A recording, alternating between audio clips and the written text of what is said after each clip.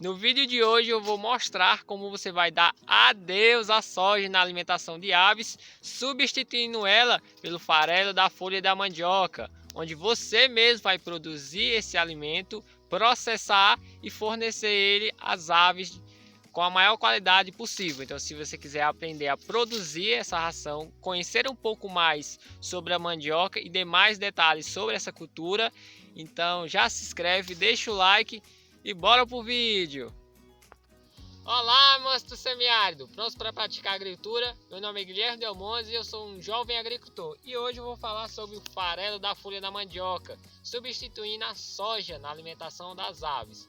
E antes de começar esse vídeo, eu quero destacar que antes de eu pensar em gravar esse vídeo, eu fiz uma pesquisa em relação a artigos científicos, a pesquisas na área de alimentação animal e também o uso da mandioca. Então, muito do que eu vou falar aqui é o que está na literatura, certo? Levando isso em consideração, vamos começar o vídeo.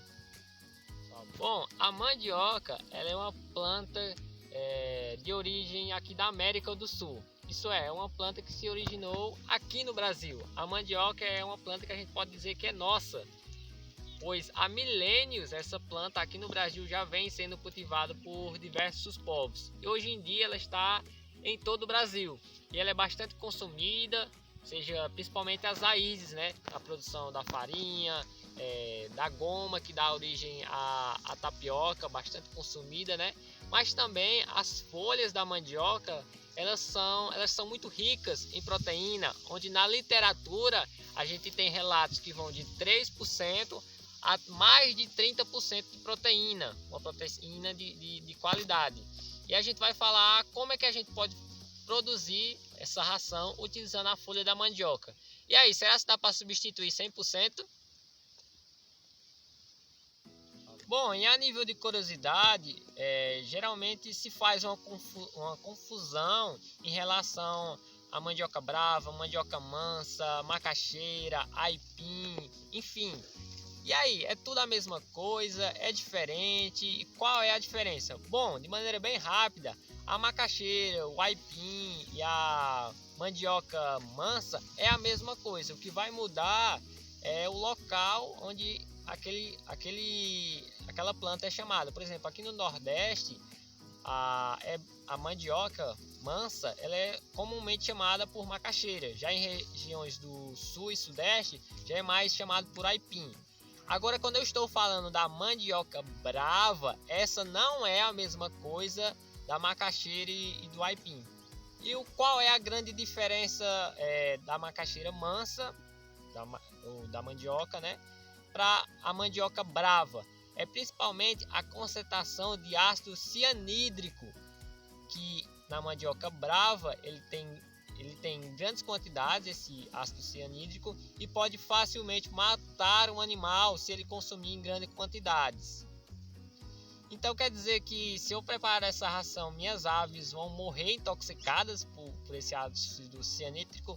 Não, pelo contrário. A maneira em que eu vou demonstrar a produção dessa ração aqui faz com que esse ácido cianídrico seja inativado. E também na literatura que utiliza essa mesma metodologia de preparação da ração, que eu vou mostrar logo mais, ao utilizar essa metodologia, não relataram nenhuma intoxicação ao utilizar o farelo da mandioca feito desta maneira aqui que eu vou mostrar. Tá. Bom, e agora dando início ao passo a passo para produzir essa ração, primeiro você tem que escolher o material que você vai produzir esta ração. De maneira geral, se você utilizar essa parte completa da planta, você cortar ela junto ao solo para produzir a ração, essa ração vai acabar tendo menos proteína. No final de todo o processo, essa ração vai ser uma ração mais pobre em questão de proteína, porque quanto mais velho é a parte da planta, isso é, quanto mais perto do solo, vai acabar tendo menos proteína. No caso, a rama aqui, que é geralmente conhecido, né? a rama, que é a parte que se utiliza para plantar, ela é a parte da planta que menos tem proteína. E quanto mais a gente sobe e chega nas folhas, maior vai ser o nível de proteína que ela tem. Então, se você utilizar toda a planta, provavelmente sua ração vai ter menos de 20% de proteína. Agora, se você utilizar a parte aérea ou apenas as folhas, aí com certeza sua ração vai ter mais de 20% e vai provavelmente chegar naquele nível de proteína de mais de 30% que a gente vê na literatura, caso você utilize as folhas e as partes mais aéreas da planta. E aí, levando em consideração isso, a gente vai para a próxima etapa. No caso dessa ração, a gente vai utilizar apenas as folhas. Isso mesmo, apenas as folhas, apenas esta parte aqui da planta, para justamente obtermos no fim uma ração de maior qualidade. Tendo isso em consideração, vamos para o próximo passo. Bom, após você fazer a colheita das folhas lá no campo, você vai trazer elas para uma lona. No caso, a gente trouxe aqui para o terreiro de casa e colocou as folhas em cima dessa lona para desidratar.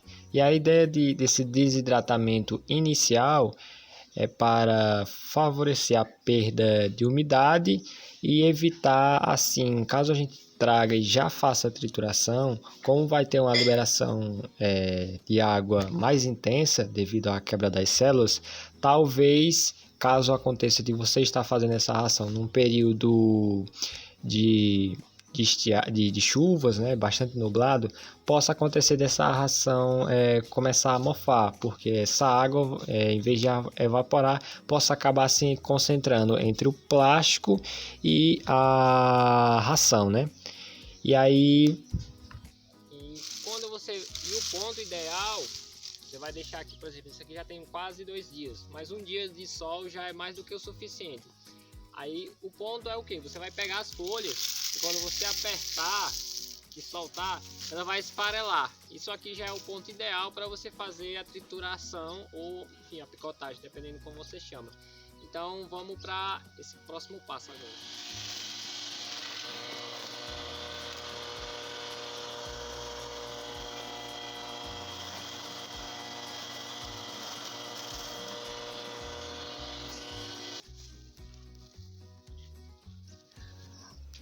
Após a gente passar esse material pela forrageira, a gente traz novamente ele para a lona para continuar o processo de desidratação, que é favorecido por ele apresentar partículas menores.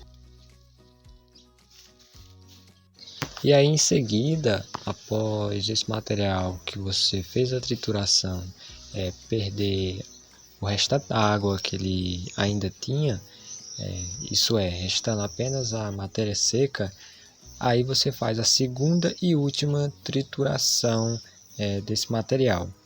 No caso, essa segunda trituração, você vai utilizar uma peneira para já deixar esse material em um tamanho ideal para você fornecer e fazer a ração balanceada, para aí sim você fornecer as galinhas. Minha gente, para encerrar, a gente tem aqui o farelo da folha da mandioca, que, recapitulando, primeiro a gente escolheu o material que seria utilizado para a produção da ração. Aí a gente trouxe esse material aqui para o terreiro de casa e colocou ele em uma lona e deixou ele desidratando. E aí, após a gente perceber que ele já estava bem quebradiço, né, já tinha perdido bastante água, a gente fez a primeira trituração numa forrageira, sem o uso de peneiras, apenas as facas, né, fazendo trabalhos delas, acabaram triturando o material. E aí a gente trouxe novamente esse material para a lona e deixou ele desidratando.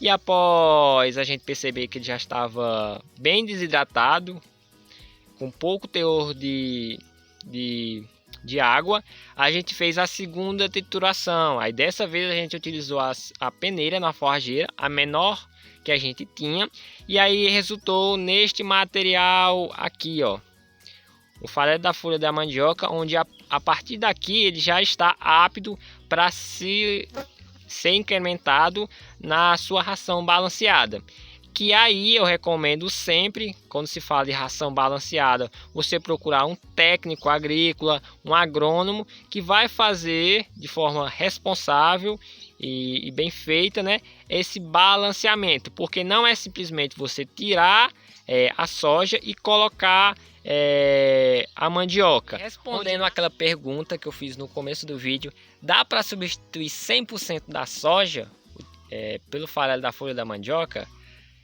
Na literatura, o que a gente encontra é substituições de até 30% na quantidade de soja, sem nenhuma perda de produtividade.